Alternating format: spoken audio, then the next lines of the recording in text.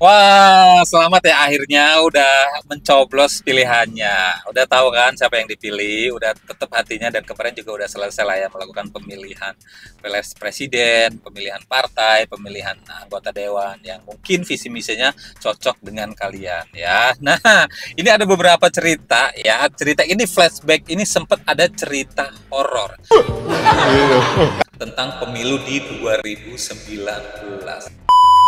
Ini fakta-fakta yang terungkap yang terjadi di pemilu 2019 dan katanya itu horor banget. Ada apa sih Bang? Yuk mari kita flashback, lihat beberapa videonya nih, dan yang pasti ada komentar netizen yang nanti kita bakal bacakan ya teman-teman ya. Kita lihat nih. Dan sampai kalian tahu nggak cerita horor tentang pemilu di Indonesia tahun 2019? Karena saking seremnya cerita ini, sampai membuat 500 orang lebih pergi ke Yang Maha Kuasa, petugas KPPS. Dan jadi ada 500 lebih petugas KPPS itu meninggal saat bertugas di TPS gitu, ya kan? Gokil. Ini kenapa, coba kita lihat penjelasan si abang ini nih ya. Sekarang cerita ini masih menjadi misteri di kalangan banyak orang karena penyebabnya dari awal kebanyakan ini karena kelelahan dan banyak orang nggak percaya. Masa sebanyak ini penyebabnya sama semua karena kelelahan kebanyakan. Nah, kali ini gue mau bahas cerita horor tentang pemilu tahun 2019 ini. Jadi awalnya di tahun 2019 pemilu ini diadakan secara serentak, baik pemilihan legislatif maupun pemilihan presiden. Nah, petugas KPPS ini disediakan banyak banget gara-gara pemilu ini. Nah, setelah pemilihan umum, paskanya ya, setelahnya ini kemudian banyak orang mengaku kelelahan.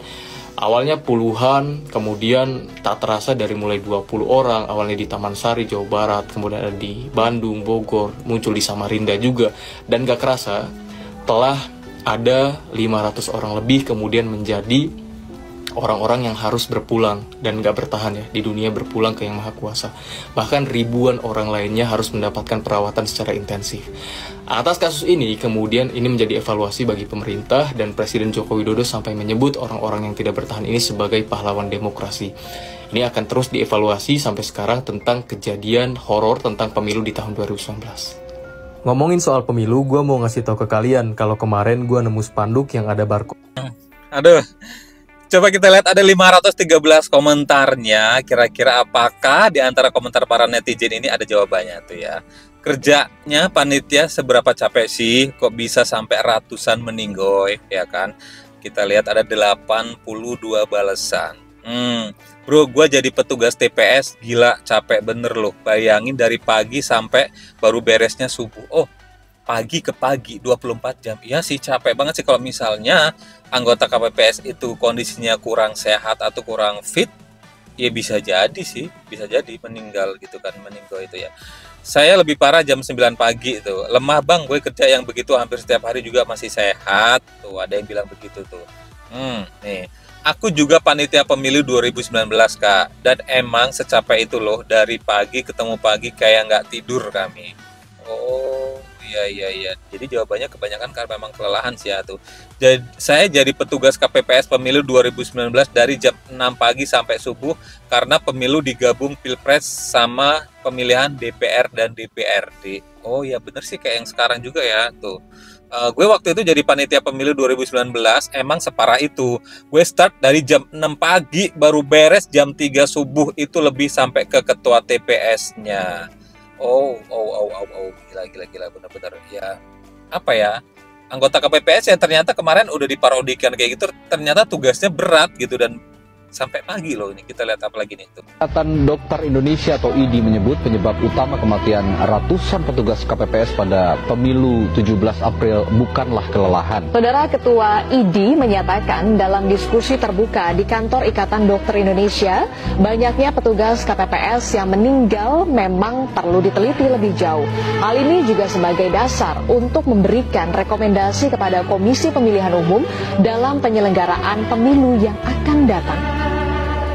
Hingga Minggu 12 Mei 2019, 460... Tadi kan dibilang sama netizen karena mungkin kelelahan, karena ini pemilunya atau pilkadanya bareng gitu. Jadi milih anggota Dewan Provinsi, kota, daerah, milih presiden juga, terus milih partai juga jadi satu gitu. Mungkin bisa jadi juga alasan kenapa itu enggak dijadikan apa ya, review gitu untuk pilkada atau pilpres tahun ini dan tahun ini masih seperti itu gitu ya. Kenapa ya? Karena coba kita lihat ada 555 komentar tuh. Kelelahan dan kecapean serta adanya COVID-19. Ya, betul tuh. Bukannya waktu itu masih masa COVID ya. Menolak lupa tragedi pemilu 2019.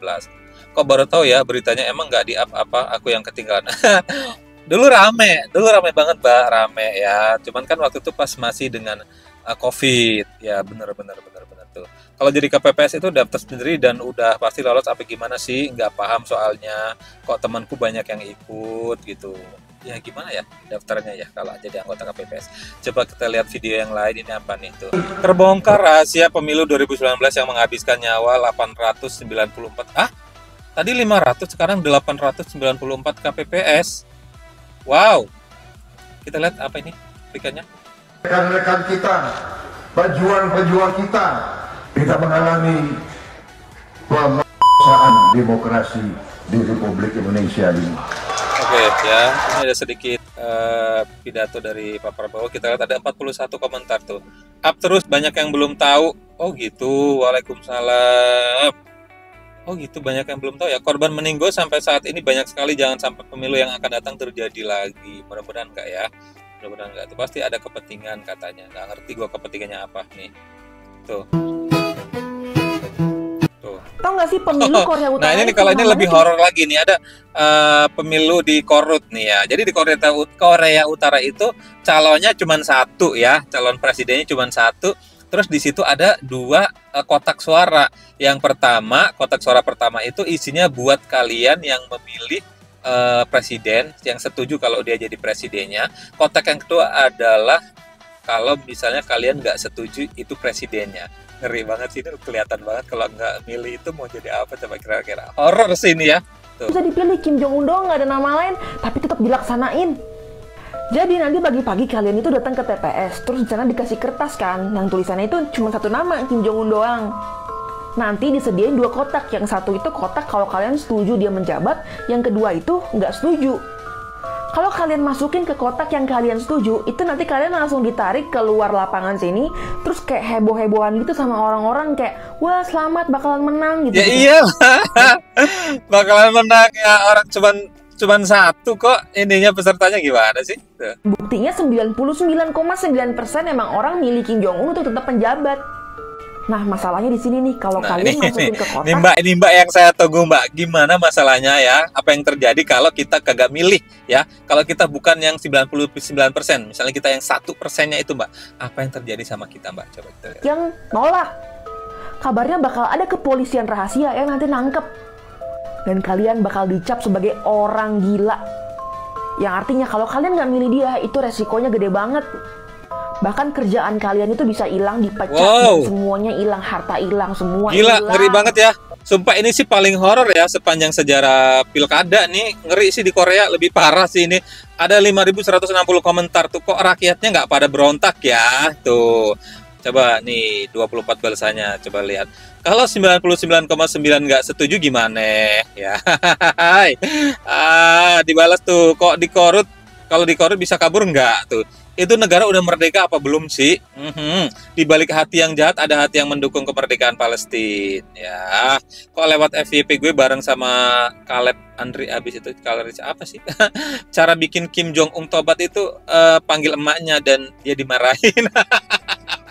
bisa dicoba sih Bang, bisa dicoba ya Bang ya tuh. Kalau kayak gitu mendingan semua rundingin terus bareng-bareng nolak terus nuntut, tapi masalahnya kayaknya warga Korut tuh terlalu nurut pemerintah mereka dan nggak tahu ya. Korut saat pemilu be like, saya ingin menggunakan Kim Jong Un 100 win rate. 100% win rate. Ya elah Bang, maksa banget. Berarti tinggal nunggu dia mati ya baru bisa bebas, tapi nggak tahu selanjutnya presidennya bagaimana gitu. Yalah ini ya, ini yang gue bilang kisah horor pemilu. Ini horornya seperti ini. Di samping tadi ada cerita yang menurut gue juga horor, ada ratusan peserta atau anggota KPPS yang meninggal di pemilu 2019, dan ini yang lebih horor adalah kita ngelihat bagaimana pemilu di Korea Utara. Ngeri sih, bagaimana kalau misalnya kalian ada di sana, kabur menjadi yang 99% atau menjadi yang 1%? Coba kalian boleh ketik di kolom komentar. Dan di sini gue mau bilang makasih banyak buat kalian semua yang udah nonton video ini. Jangan lupa untuk tetap like, comment, and subscribe di channel ini. Dan jangan lupa untuk diaktifkan itu notifikasinya supaya nanti kalau gue upload video terbaru kalian selalu dapat pemberitahuannya. Sampai ketemu di video selanjutnya. Wassalamualaikum.